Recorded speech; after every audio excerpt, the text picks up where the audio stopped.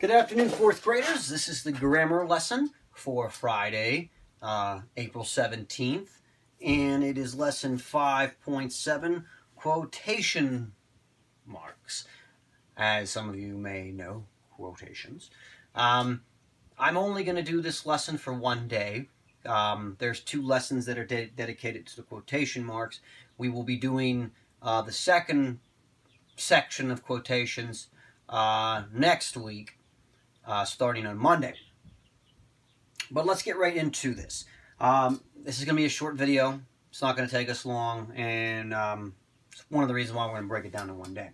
So for reference, we are on page 182 and 183 in our hardback grammar books. So 182, 183, section 7, quotation marks.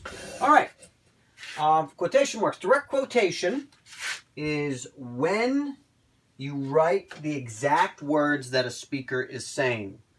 And when you are writing, you put quotation marks around the sentence that they are saying. So you would put a quotation mark before and after the statement. For example, John asked Susie, "When are we going to the mall?" So the statement that he said was, "When are we going to the mall?" So you put a quotation mark at the beginning of when and after the word mall. All right, so to be specific, a quotation mark are these symbols right here. And when you start it, you have them facing one way, kind of toward the right. And when they finish them, you put them kind of facing, they're kind of curved toward the left. They're marks before and after statements. So I'm going to get right to the examples. Ali asked, "Have you read about the fox and the grapes?" Now, some people will want to put, when it said Ali asked, some people will try to put the quotations before the word Ali. All right? But here's the thing. You do not put a quotation around when it says the person is going to say something, like the word Ali asked or John asked or Jake said.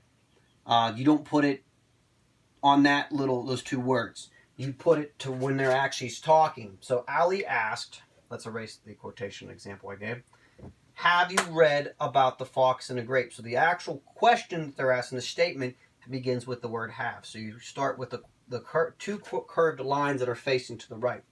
And you go all the way to the end of the statement. Have you read about the fox and the grapes? Now, since it's a question, they put a question mark. Some people ask, do I put the quotation mark, end mark, after the word grapes or after the question mark or the punctuation? The answer is you put it after the punctuation. And the ending quotation marks are curved toward the left. All right? Let's do the bottom one. Sometimes it is opposite. Sometimes they'll ask, the statement will be said before they say the person that is saying it. On the one up here, it said Ali asked before they said the statement. In this one, it's opposite. So it says, "Where is John?" asked Jake. So it said the statement before it told you the person who said the statement. So Jake said the statement. What did Jake say? Jake said, "Where is John?" So you put the curved quotation mark toward the right at the beginning of where, and the one curved to the left after the question mark. All right. So you want to ask, what did Ali say? Ali said, "Have you read about the fox and the grapes?" What did Jake ask? What did he say? "Where is John?" So those are the words that you can put quotation marks away. It's statements that people are saying. All right.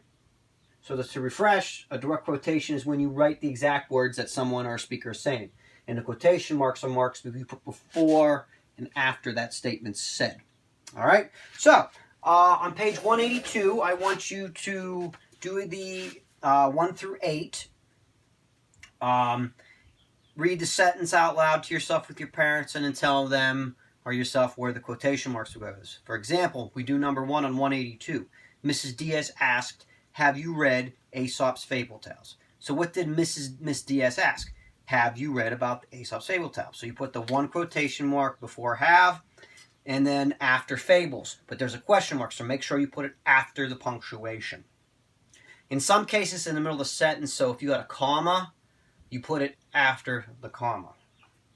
All right. Then you can look at page 183, and then there's 9 through 16. Now, parents, I'm going to leave it up to you, or kids, leave it up to you. You got 16 examples. Questions they ask you where they insert the quotation marks and statements.